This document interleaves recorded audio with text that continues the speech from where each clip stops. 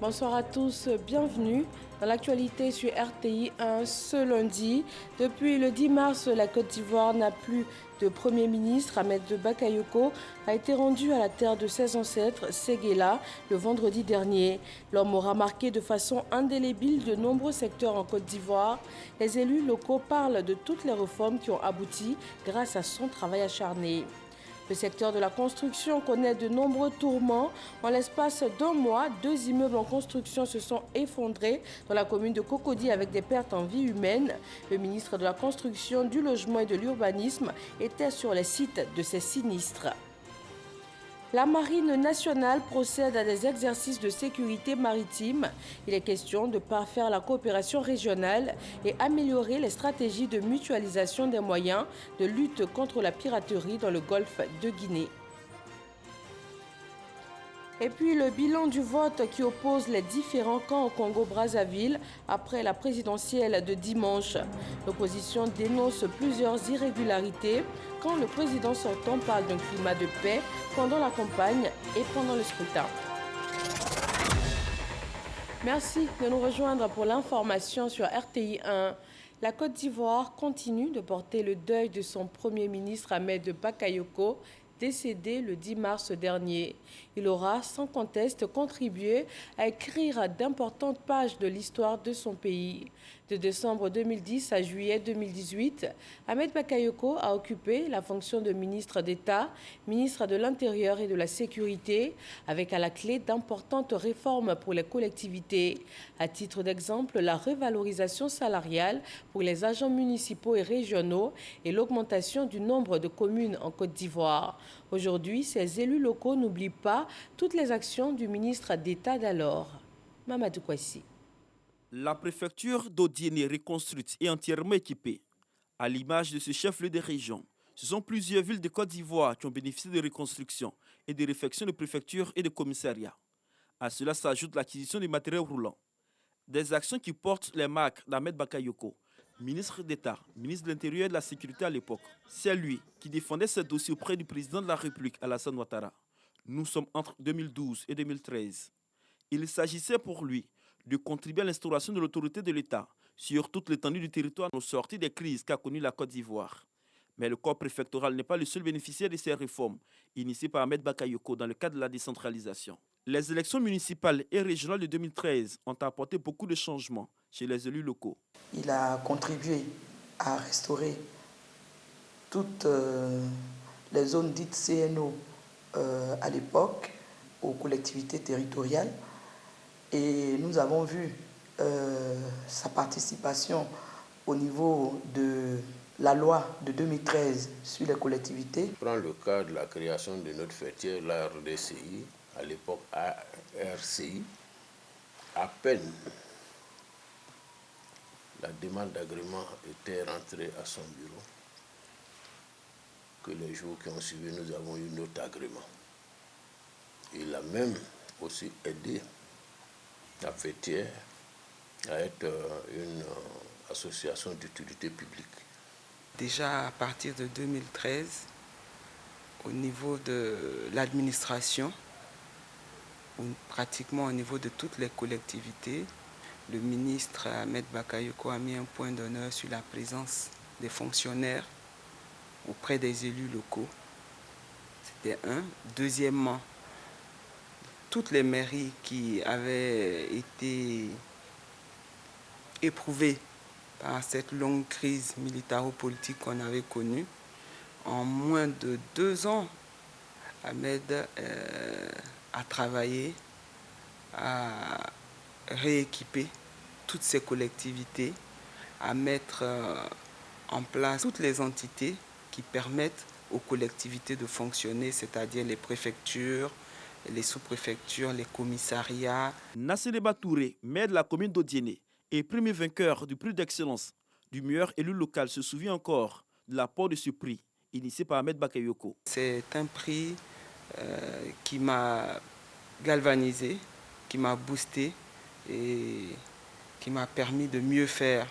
Et je peux dire que ça a payé puisque j'ai été réélu pour un 2e mandat en 2018. Aujourd'hui, à Livikosi, Union des villes et communes de Côte d'Ivoire, l'on se souvient également des efforts consentis par le ministre d'État, ministre de l'Intérieur et de la Sécurité à l'époque. En tant que ministre de l'Intérieur, a contribué à la reconnaissance de l'Union des villes et communes en tant qu'association d'utilité publique, ce qui nous donne droit aujourd'hui à une subvention pour nos actions en faveur des villes et communes de Côte d'Ivoire. Aussi, c'est sous lui que nous avons, au niveau de l'Union des villes, pu obtenir un terrain en vue de la construction du siège qui va donner une autre image aux villes et communes. Dans les mairies comme dans les conseils régionaux, les agents de ces collectivités territoriales ont obtenu une revalorisation salariale et plusieurs autres avantages. Depuis 2013, le nombre de régions a atteint les 31 et le nombre de communes est passé depuis 2018 de 197 à 201. En une décennie, Ahmed Bakayoko aura laissé ses empreintes au niveau des collectivités territoriales de Côte d'Ivoire. Même en sa qualité de Premier ministre, il a continué, selon les élus locaux, à faire une part belle aux collectivités de Côte d'Ivoire. Il y a eu un programme à impact rapide qui a permis à beaucoup de régions de réaliser des projets pour nos parents. En ce qui concerne la région d'Unzi, nous avons bénéficié de construction de logements sociaux pour les infirmiers sages-femmes, un centre de santé intégré à Lengbe-Kwasi-Blekro, dans le département de Kwasi-Kwasi-Kro, et 4500 tabacs. Il était prêt à aider les élus locaux à bénéficier de projets en dehors de l'appui budgétaire normal. Aujourd'hui, c'est toute une corporation qui perd l'un de ses membres importants, car le Premier ministre Ahmed Bakayoko était également le maire de la commune d'Abobo depuis 2018. Une fonction qu'il voulait mettre à profit pour changer le visage d'Abobo. Mais hélas, la grande faucheuse est passée par là le 10 mars dernier, anéantissant ainsi les ambitions de ce grand acteur du développement local. En dehors de la Côte d'Ivoire également, on se remémore les actes forts de l'homme d'État qu'Ahmed Bakayoko a été. Le corps diplomatique accrédité au Ghana lui a rendu hommage. Un livre de condoléances est ouvert à la chancellerie de Côte d'Ivoire au Ghana. Moussa Konaté. La Côte d'Ivoire n'est pas seule dans le deuil qui frappe le pays. Les hommages au Premier ministre Ahmed Bakayoko sont enregistrés dans la sous-région. Le corps diplomatique accrédité au Ghana salue la mémoire de l'ex-chef du gouvernement ivoirien. Un livre de condoléances a été ouvert à la chancellerie de Côte d'Ivoire par l'ambassadeur Timoko Moriko. Une quarantaine de personnalités ont signé ce livre et ont exprimé leur compassion à l'endroit du peuple de Côte d'Ivoire. Également présents des Ivoiriens résidant au Ghana ainsi que des associations de partis politiques ivoiriens. Même climat de deuil et d'hommage en Afrique du Sud, l'ambassadeur de Côte d'Ivoire a procédé à la mise en berne du drapeau ivoirien. La communauté ivoirienne sur place s'est inclinée devant la mémoire du disparu. Didier Nguessan. Ambassade de la Côte d'Ivoire en Afrique du Sud. L'instant est solennel. Son Excellence Sakaria Koné, entouré de ses collaborateurs, assiste à la mise en berne du drapeau ivoirien en présence de la communauté ivoirienne en Afrique du Sud. Une cérémonie militaire qui fait suite au décret présidentiel du 11 mars dernier portant déclaration de 8 jours de deuil national en raison du décès du Premier ministre Ahmed Bakayoko.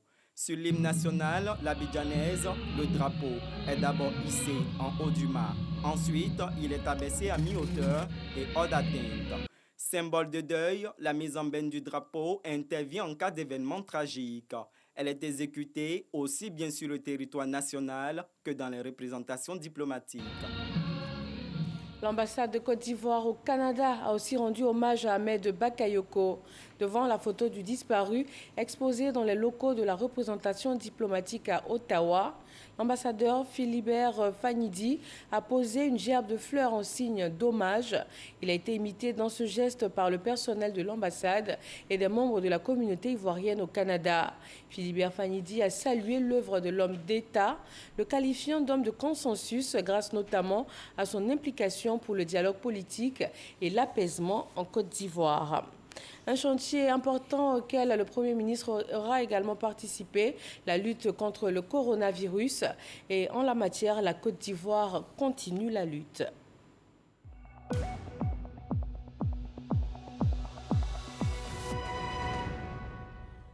Le point sanitaire Covid-19 de la quinzaine écoulée du 8 au 21 mars 2021 s'est tenu au Centre d'information et de communication gouvernementale CICG. Le nombre de personnes vaccinées connaît une baisse suite à la controverse mondiale sur le vaccin AstraZeneca. Mais le ministère de la Santé et de l'Hygiène publique se veut rassurant suite aux nouvelles recommandations de l'OMS. Jean-Marc Djadji. Au cours de la quinzaine écoulée, la pandémie de la Covid-19 continue d'évoluer avec une augmentation de 5 123 nouveaux cas confirmés et un taux moyen général de positivité de 8,31%. En effet, de la quinzaine précédente à celle qui vient de s'écouler, le nombre de nouveaux cas a progressé de 61,81%. Les cas actifs ont également connu une hausse significative de plus de 52%. La journée du 20 mars a connu une baisse du nombre de personnes vaccinées à 468. Cette situation est causée par la polémique en Europe sur la fiabilité du vaccin AstraZeneca. Pour la poursuite de la vaccination avec les 10 vaccins en Côte d'Ivoire, le ministère de la Santé et de l'Hygiène publique rassure. Le ministère de la Santé et de l'Hygiène publique veut ici rassurer les populations que le pays dispose d'un dispositif de surveillance des MAPI, c'est-à-dire les manifestations adverses post-vaccinales, très opérationnel et efficace. Aucun effet secondaire mortel, ni même grave, n'a été signalé à ce jour. Ce 143e point sécuritaire national est l'occasion pour la police nationale d'inviter encore les populations à se faire vacciner. Nous voudrions inviter, au nom de Monsieur le ministre de l'Intérieur et de la Sécurité, nos compatriotes à l'administration de ce vaccin. Les forces de défense et de sécurité ont réitéré leurs condoléances à la famille du défunt Premier ministre Ahmed Bakayoko. Au nom de toutes les forces de police nationales de Côte d'Ivoire et plus loin des autres composantes des forces de défense et de sécurité, nous incliner respectueusement devant la mémoire de ce grand serviteur de l'État, on ne le dira jamais assez, qui a apporté autant qu'il a pu, en tout cas beaucoup, à notre police nationale, à nos forces de défense et de sécurité. La Covid-19 est toujours présente.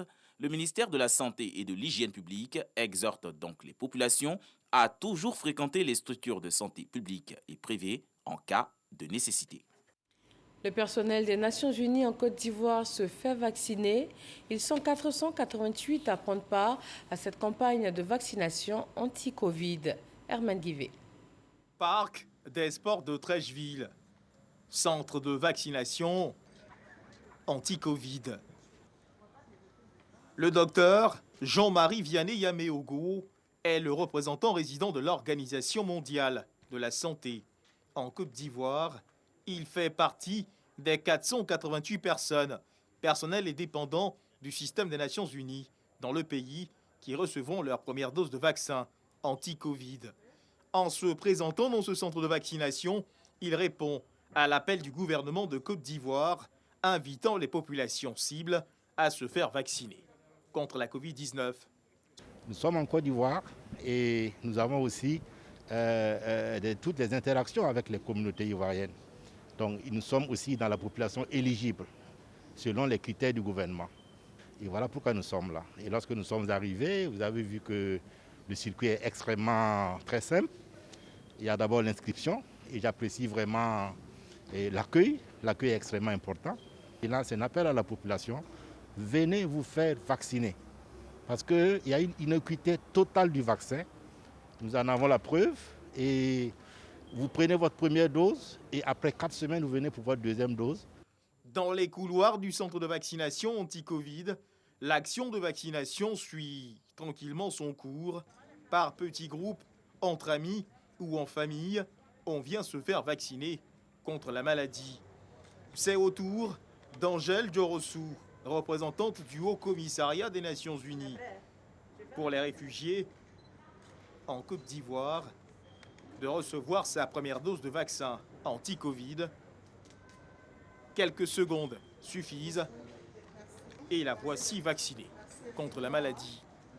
L'étape vaccination est tout à fait salutaire parce que ça fait partie des mesures pour se protéger et pour protéger les autres. Et donc je dis bravo au système des Nations Unies qui l'a mis en place, aux côtés du gouvernement de la Côte d'Ivoire.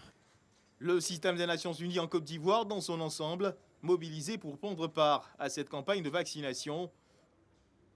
Philippe Poinceau est le coordonnateur résident du système des Nations Unies pour le développement dans le pays. Nous sommes venus avec plusieurs chefs d'agence du système des Nations Unies qui correspondent aux critères établis par le gouvernement, c'est-à-dire soit plus de 50 ans ou présentant des pathologies à risque pour nous faire vacciner. Voilà, donc c'est un moyen pour nous de montrer l'exemple et d'inviter toutes celles et ceux, et ils se reconnaîtront, qui tombent dans cette catégorie fixée par le gouvernement, de venir et participer à cet exercice de vaccination nationale. Je crois que cet exercice est nécessaire. Ce n'est qu'à travers une forte immunité collective que nous allons pouvoir nous débarrasser en quelque sorte de cette pandémie et de ce virus qui circule. Le vaccin terminé, tous se conforment à la phase de mise en observation.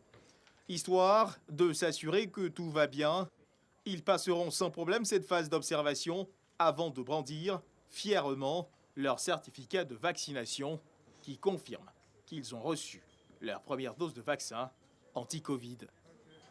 Et la Côte d'Ivoire enregistre ce 22 mars 291 nouveaux cas de Covid-19, 2 décès et un total de 3 877 cas encore actifs dans le pays. Également dans l'actualité ce lundi, le ministre de la Construction, du Logement et de l'Urbanisme, Bruno Nabagné-Koné, s'est rendu sur les sites d'immeubles effondrés dans la commune de Cocody. 2 accidents qui enregistrent au moins une dizaine de pertes en vie humaine. Le ministre a appelé les maîtres d'ouvrage à plus de civisme et de responsabilité dans la construction des bâtiments. Jean-Luc Bangbo. Des véhicules irrécupérables, totalement engloutis par les gravats. Des gravats qui proviennent de cet immeuble à la Riviera Bonoumé. 3 balcons se sont détachés pour se retrouver au pied du bâtiment. On a entendu un bruit, un très grand bruit.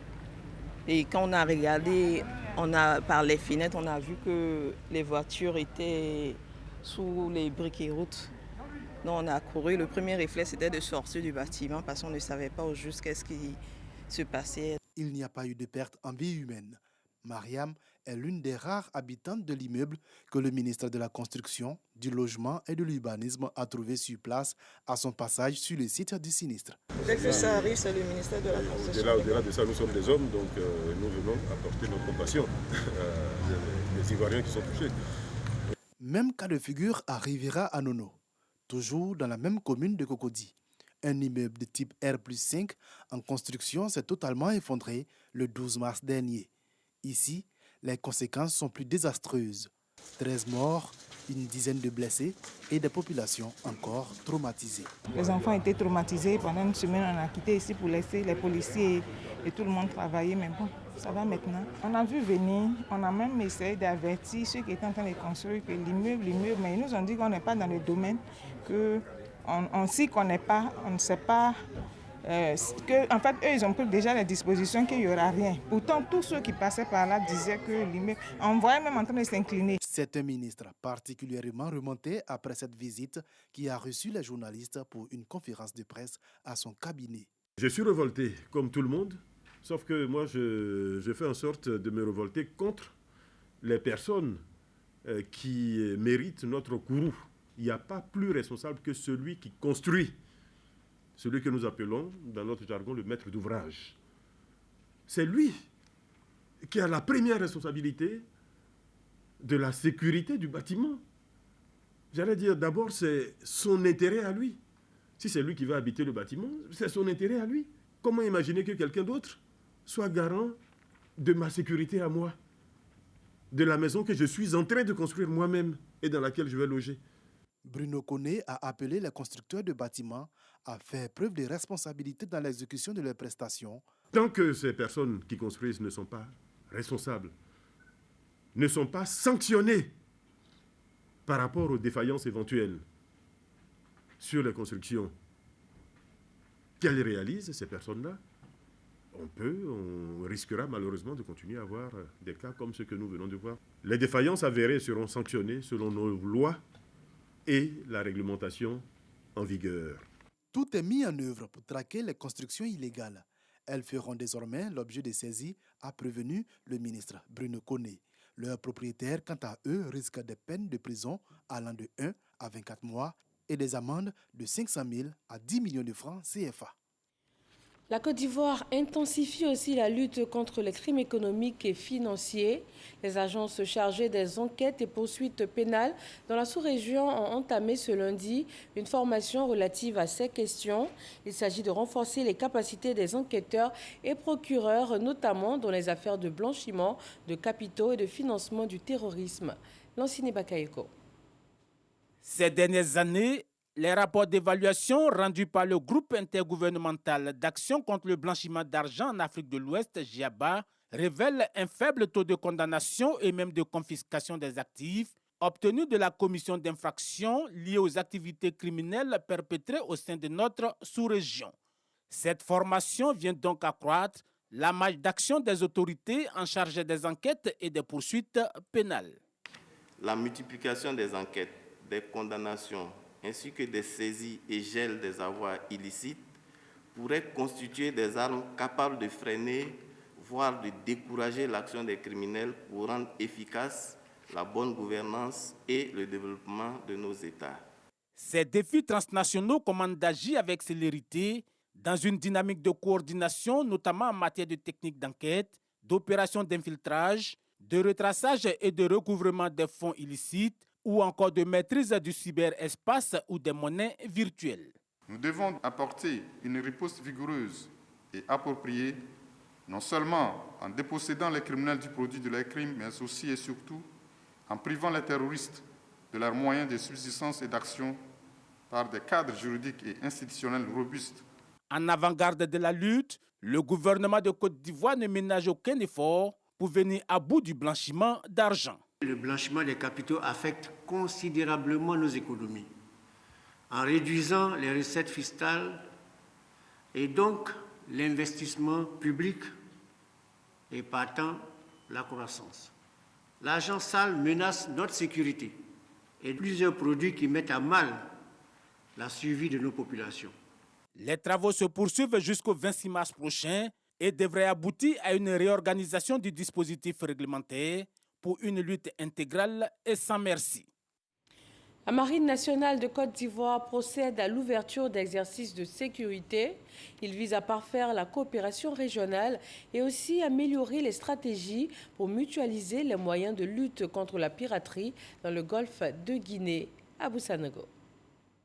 Cet événement régional se jouera sous la coupole des États-Unis d'Amérique. Ainsi, pendant 7 jours, les marines des pays du golfe de Guinée devront manœuvrer en mer aux côtés des navires de l'Italie, de l'Espagne et de la France. Il s'agira de mettre en œuvre des scénarios conjointement conçus pour la lutte contre la piraterie maritime, la pêche illégale non réglementée et non déclarée, la pollution maritime, le narcotrafic, la recherche en mer et le trafic d'armes.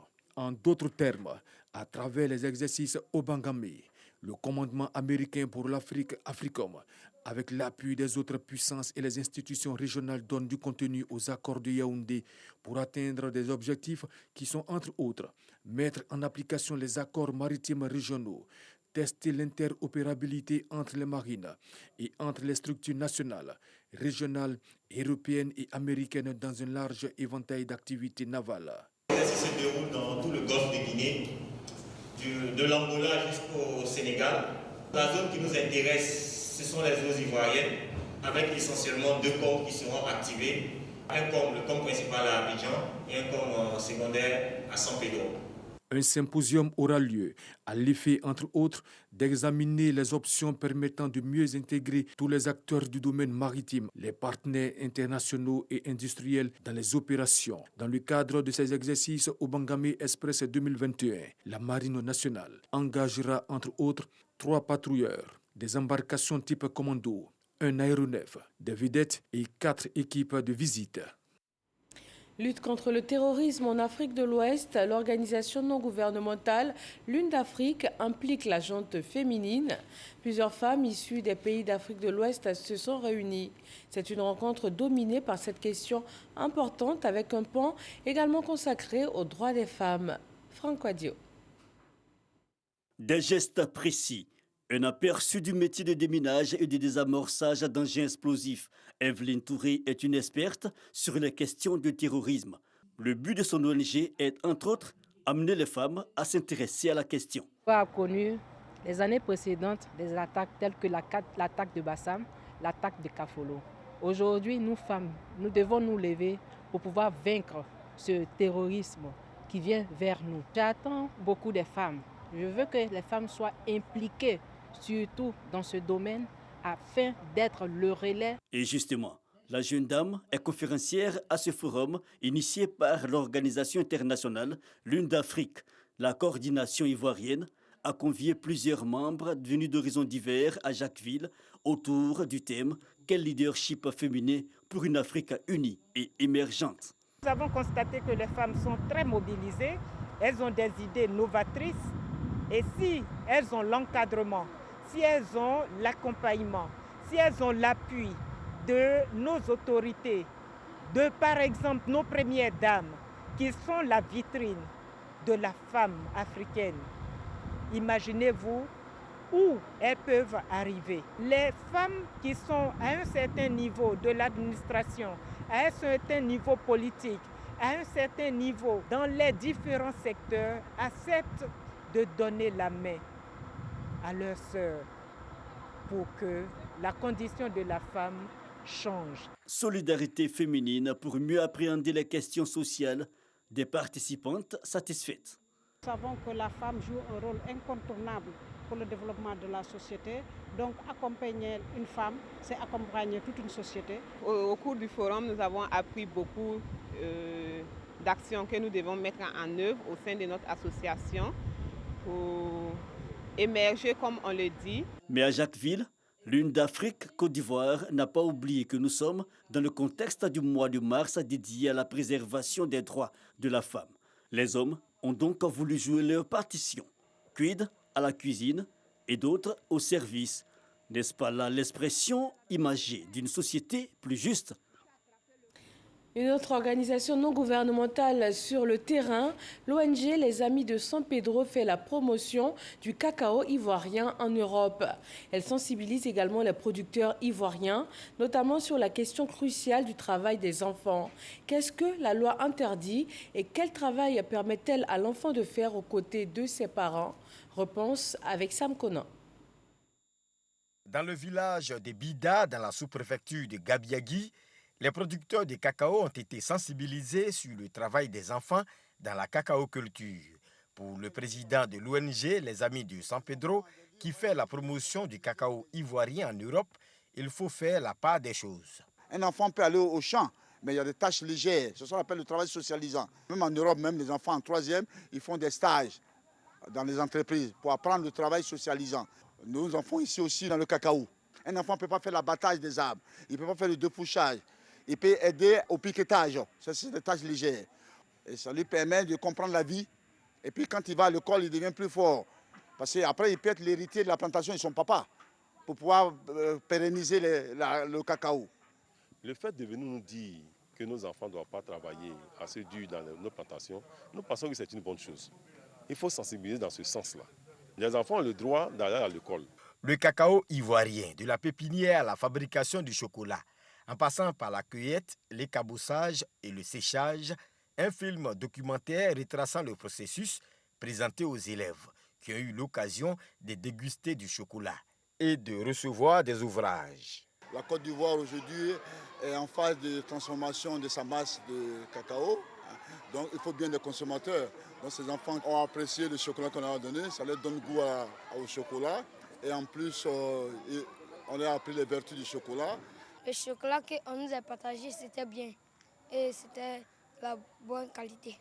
Arrivé à la maison, je vais dire à mes parents que le matin, chaque jour que je me réveille avant de revenir à l'école, mon petit déjeuner qui me donne du chocolat. Le président de l'ONG Les Amis de San Pedro, soucieux de la santé des producteurs de cacao du village de Bida, leur a remis un lot de médicaments et du matériel médical. Hier dimanche, le Congo-Brazzaville a voté pour le premier tour de l'élection présidentielle. Le président sortant, Denis Sassou Nguesso, brigue un nouveau mandat Face à lui, 6 autres candidats. Après le vote, chaque parti a dressé un bilan très différent, notamment sur les conditions du scrutin ou encore la situation sécuritaire le jour du vote. Et le camp de Guy Brice Parfait Kolela pleure son candidat décédé du Covid-19. Quelle est l'ambiance sur place après ce décès brusque et tragique? Nous retrouvons notre envoyé spécial au Congo-Brazzaville, Sidonie Davila. Quartier Bas-Congo de Brazzaville, 10 h, heure locale. Ambiance surchauffée au lendemain de l'annonce du décès de Guy Brice Parfait Kolela, principal opposant de Denis Sassou Nguesso. Sa mort suscite de vives émotions.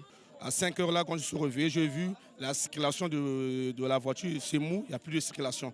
Je suis arrivé, je dis, petit à petit, je vais arriver jusqu'aux chaises de Parfait Kolela. Quand je suis arrivé aux chaises de Parfait Kolela, j'ai vu la foule jusque sur la ruelle. J'ai demandé la nouvelle, si c'était mensonge. Après, il m'a dit, on a perdu notre leader. Il y a quelques jours, ces militants et leurs leaders étaient ensemble lors de la campagne présidentielle. Ils n'en reviennent pas. Certains se sont retrouvés devant son QG pour exprimer leur colère. Très. Ça a eu plus que le mot très même. Très en colère. Pourquoi? Je dis bien pourquoi? Et aujourd'hui, on voit la police partout. Je ne sais pas c'est quoi. Nous, on est en deuil. Nous, ce n'est pas la guerre. On ne veut pas la guerre. On ne crée rien. On est déjà morts nous aussi. Donc, et puis notre parti, même si le président n'est plus avec nous, notre parti existera toujours. Les membres du staff du candidat de l'Union des démocrates humanistes, UDH, Yuki, se sont retrouvés au siège du parti et ont produit une déclaration pour appeler au calme. Le bureau politique présente ses condoléances les plus émues à sa très chère épouse, aux enfants et à la famille de l'illustre disparu. En outre, le bureau politique exhorte l'ensemble des Congolais au calme, à la méditation et de demeurer à l'écoute des directives et orientations du parti. Décédé ce lundi du Covid-19, le candidat du changement Guy Brice Parfait Kolela, 60 ans, part sans connaître les résultats du scrutin présidentiel et pour lequel il a encouragé ses militants à participer massivement. Merci à Sidonie Davila et Adama Kéré pour ce point de la situation au Congo-Brazzaville. Nous les retrouverons pour d'autres informations au fil de l'évolution de la situation dans le pays. Merci à vous tous de suivre RTI 1. Bonsoir.